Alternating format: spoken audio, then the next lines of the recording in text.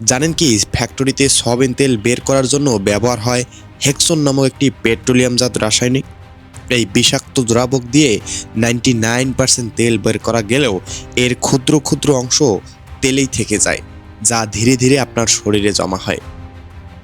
এই তেল আপনার পাকস্থলীর প্রাকৃতিক যে প্রাচীরটি আছে সেটা ধ্বংস করে দেয়।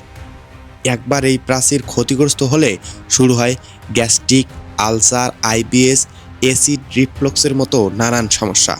শুধু তাই নয়, এতে থাকা মাত্রা অতিরিক্ত ওমেগা 6 ফ্যাটি অ্যাসিড এবং ট্রান্স ফ্যাট শরীরে প্রদাহ সৃষ্টি করে, যা হৃদরোগ এবং লিভারের নানা সমস্যা তৈরি করে। এজন্যই আজকাল গ্যাস্ট্রোলিভারের ডাক্তারের চেম্বারে এত ভিড়।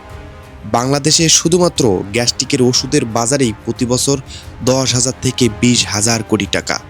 এটি কি কাকতালীয়, নাকি আমাদের খাদ্য অভ্যাসের সাথে যোগসূত্র রয়েছে? তাহলে সমাধান কি? সমাধান লুকিয়ে আছে আমাদের ঐতিহ্যেই। বাঙালির জন্য নিত্যদিনের রান্নায় সবচেয়ে উত্তম তেল হলো দেশি সরিষার তেল। এটি স্বাস্থ্যকর, সহজলভ্য এবং আমাদের শরীরের জন্য উপযোগী।